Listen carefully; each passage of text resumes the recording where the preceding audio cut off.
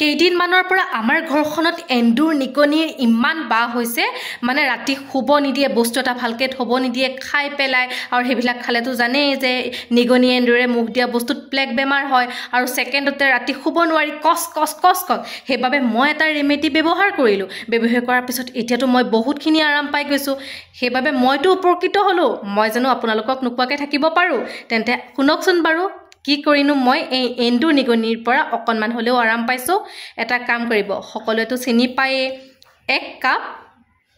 baking powder ল'ব 1 cup baking পাউডাৰৰ লগত তাত নেপথেলিন 4 বা 5টা মিক্স কৰিব য'ত কিনিবলৈকো পায় নহয় যোনটো আমি ফেনাইল গুটি বুলি কওঁ সেইটো আৰু তাৰ লগতে 1 চামুচ চূণ এই গোটাইখিনি মিক্সন কৰি পেলাই পানী একাপৰ কথা কৈ আছোঁ দেই একাপ পানীতে মিশ্ৰণ কৰিব কৈছোঁ কৰি পেলাই আপোনালোকে যে ঠাই মুচোতে সেই গোটাইখিনি দ্ৰব্য কেইবিধ বস্তু কেইটা তাতে মিশ্ৰণ কৰি ল'ব মিশ্ৰণ কৰি লৈ পেলাই ধুনীয়াকৈ মুচিব চাব অকণমান হ'লেও মোৰ এই ৰেমেডিৰ পৰা আপোনালোকে অকণমান হ'লেও সহায় পাইছে আপোনালোকৰ অকণমান হ'লেও সহায় পাইছে আৰু যদি ইয়াৰ পৰা উপকৃতটো হ'ব চিয়ৰ এতিয়া কি কৰিব এন্দুৰ নিগনিখিনিতো ধৰক মৰিও থাকিব পাৰে মৰিলটো গেলা গোন্ধাব তো তাৰ বাবে কি কৰিব আপোনালোকে অকণমান নিমখ দি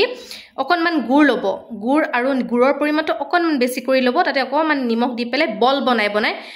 কিনাৰে থৈ দিব তে সেইবিলাকতো খাব মিঠা পায় খাই লোৱাৰ পাছত নিগনিটো য'তে মৰি থাকিব আপোনালোকে অকণমান ঘৰখন 4 বাৰ মাৰি পেলাই অকণমান যদি চাই কোনকেইটা তেনেহ'লে নিগনি মৰা দেখা পাব মোৰ যদি এই ভিডিঅ'টোৱে আপোনালোকক অকণমান হ'লেও সহায় জনাইছে নহয় এইটো লাইক কৰিব কমেণ্ট কৰিব আৰু মোৰ এই ফেচবুক পেজখন ফ'ল' কৰি দিব বাই বাই